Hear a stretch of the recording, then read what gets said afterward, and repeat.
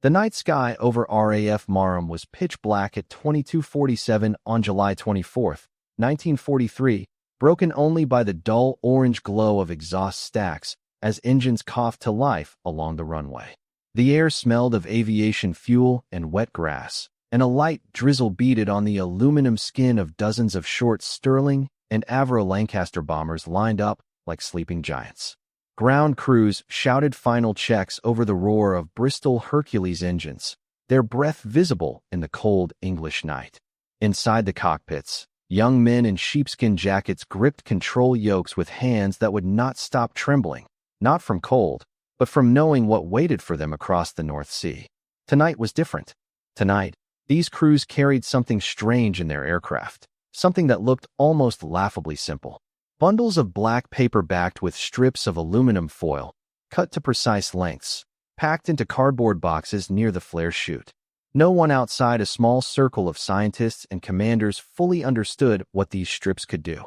Some crews joked nervously that command had finally lost its mind, sending them into the deadliest airspace in Europe armed with what looked like Christmas tinsel. But this was no joke. This was Operation Gomorrah, the beginning of the Allied bombing campaign against Hamburg, and buried inside, it was a secret weapon nearly 2 years in the making, one that would change the shape of aerial warfare forever. To understand why grown men were staring at foil strips with something close to reverence, you have to go back to the desperate skies of 1942, when Bomber Command was bleeding aircraft at a rate that horrified even its own commanders. By early 1942, Nazi Germany had built one of the most sophisticated air defense networks in the world, the Kammhuber line, named after Luftwaffe General Joseph Kammhuber. Stretching from Denmark down through the Netherlands and into France, it was an invisible wall of radar stations, searchlights, and night fighter squadrons. 2 types of radar formed its backbone. The Freya radar, with its long detection range, could spot incoming bomber streams from over 100 miles away, tracking their general direction and altitude. Once a target came closer, the shorter-range Würzburg radar took over, locking onto individual aircraft with frightening precision and guiding night fighters directly into the bomber stream, sometimes within yards of their prey. For RAF air crews, this meant one thing. No matter how dark the night, how thick the clouds, or how carefully a pilot weaved his aircraft, German radar operators could still see them. Night fighters like the Messerschmitt Bf-110, guided by ground controllers reading Würzburg screens, would appear out of the blackness with terrifying accuracy, cannon fire ripping through fuselages before crews even knew they were being hunted. Loss rates climbed into double digits on some raids. Air crews began to understand a brutal statistic whispered in mess halls, that flying a full tour of 30 operations gave a bomber crew roughly a coin flip's chance of survival. Some squadrons fared far worse. Back in Britain, scientists at the Telecommunications Research Establishment had actually discovered the solution to this problem years earlier, almost by accident. In 1937, researchers experimenting with radar reflections noticed something curious. Metal strips cut to a specific length, matching the wavelength of a radar signal, would scatter so many false echoes across a radar screen that the operator could no longer distinguish real aircraft from noise. It was brutally simple physics.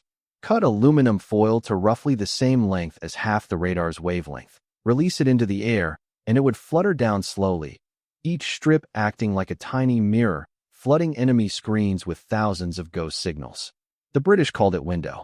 The Germans, when they eventually encountered it, would call it Düppel, after a town near Berlin where their own scientists had, almost unbelievably, discovered the very same principle independently. So why, with a working countermeasure sitting in a laboratory drawer since the late 1930s, did it take until the summer of 1943 for a single strip of foil to be dropped over enemy territory?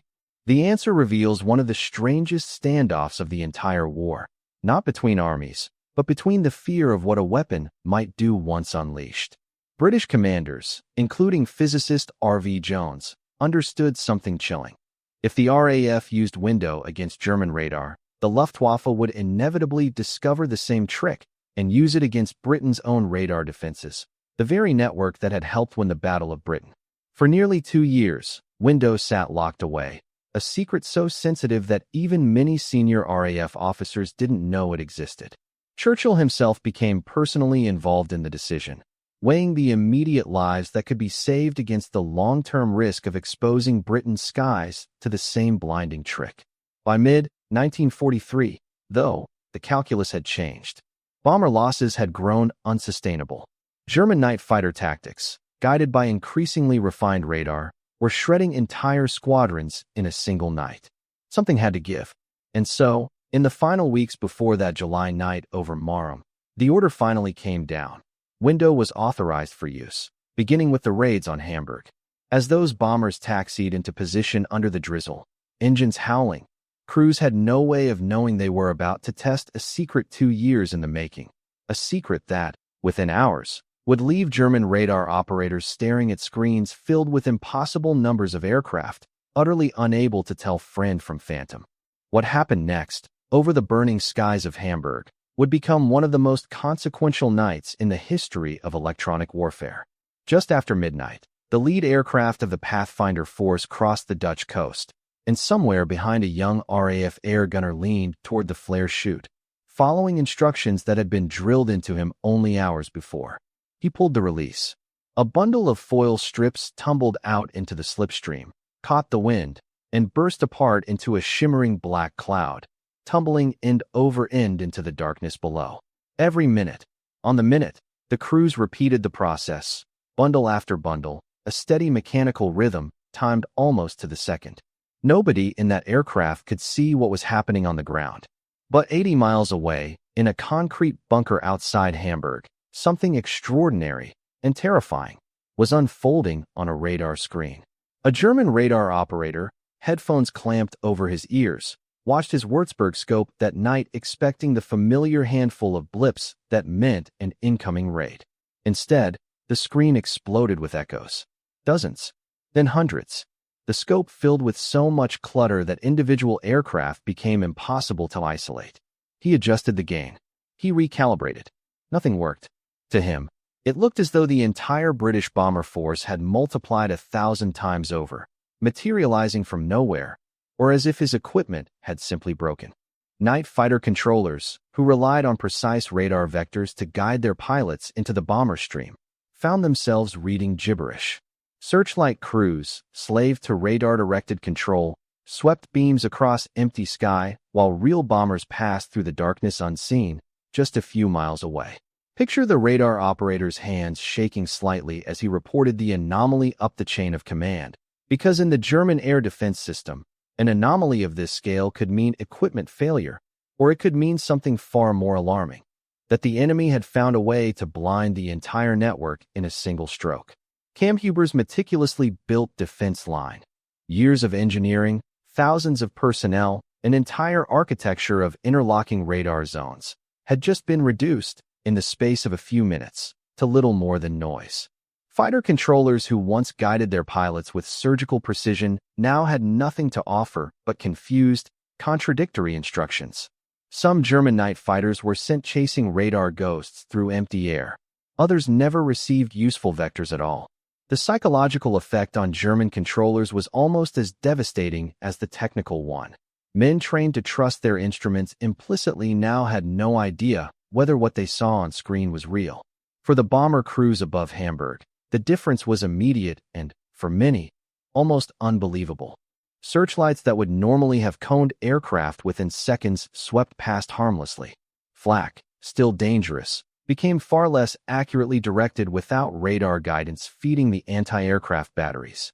Crews who had flown previous operations over heavily defended German cities, men who knew intimately what it felt like to be hunted, reported something they hadn't experienced in months: relative quiet. Loss rates for that first window-assisted raid on Hamburg dropped dramatically compared to what crews had grimly come to expect. Where previous raids into similarly defended airspace might see loss rates of 5% or higher, the first Hamburg raid using window saw losses fall to a fraction of that. It wasn't invisibility. It wasn't magic.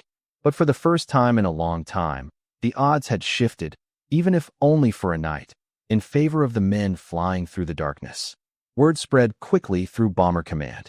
Air crews who had resigned themselves to grim statistics now spoke of window with something bordering on disbelief. How could strips of foil, cut with scissors in factories back in Britain, achieve what months of evasive flying and armor plating never could. The engineering behind it was almost absurdly simple, which made it all the more remarkable. Each strip needed to be cut to a precise length, roughly matching half the wavelength of the specific German radar it was meant to jam. Factories and even RAF ground staff spent hours cutting reels of black paper backed with aluminum foil into these exact dimensions, packing them into bundles that could be dropped by hand from the flare chute at timed intervals. There was something almost poetic in it.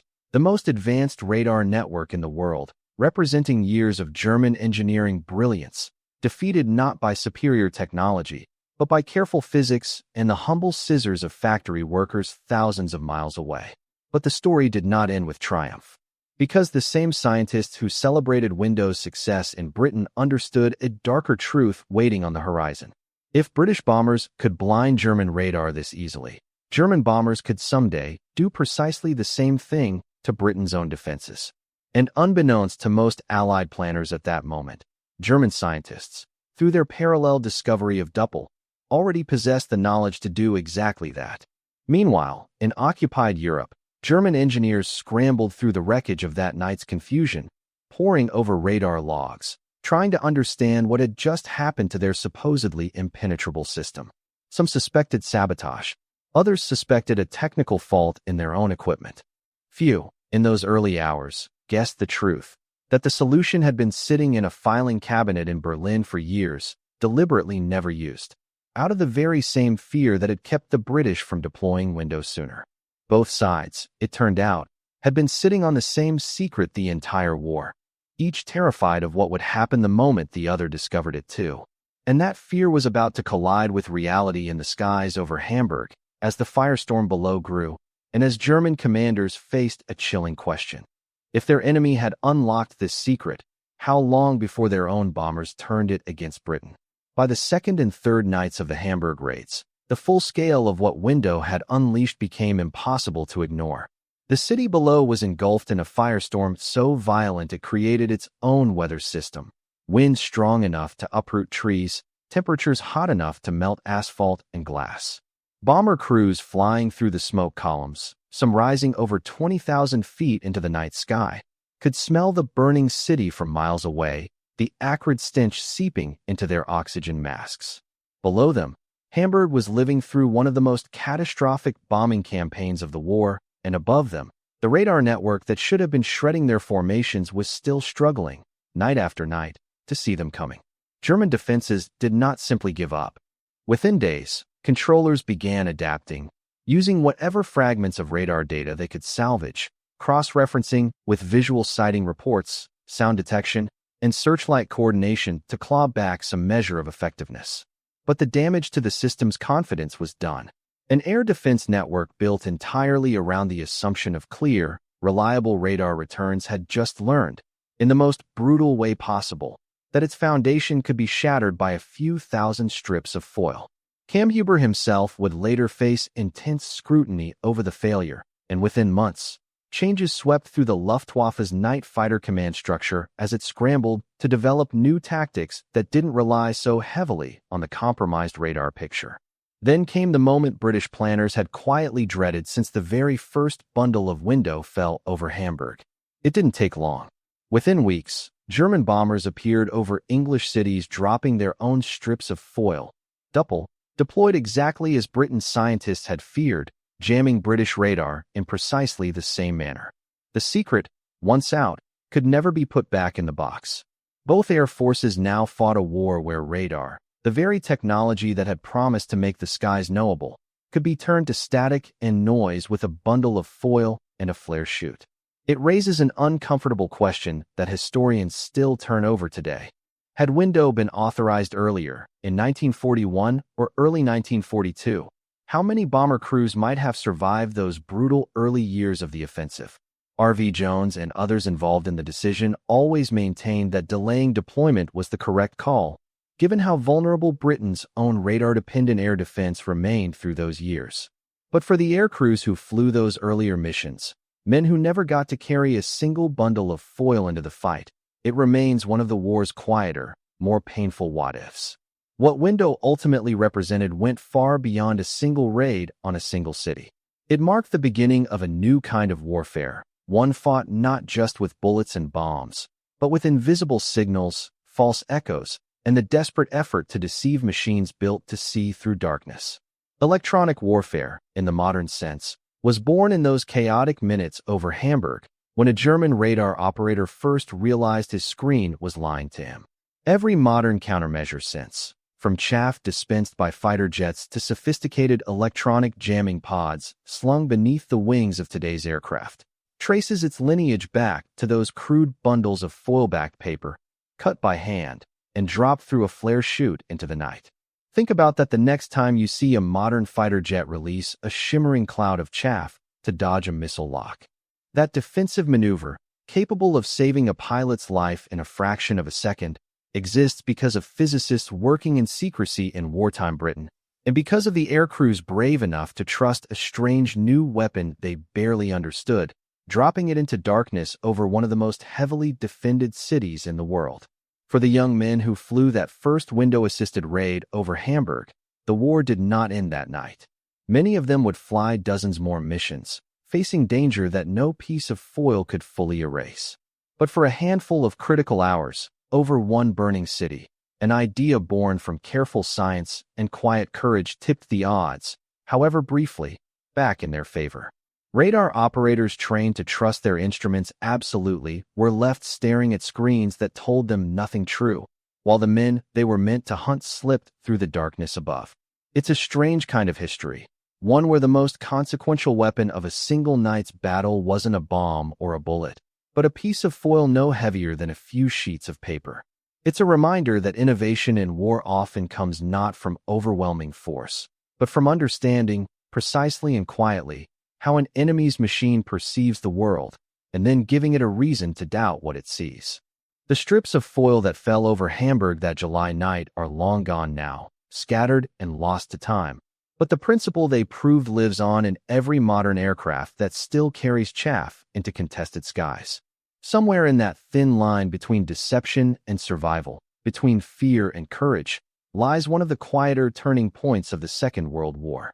If this story moved you, or if you've ever wondered what other hidden inventions shaped the outcome of the war in ways history books rarely mention, let us know in the comments below, and consider subscribing, because these are the stories worth remembering.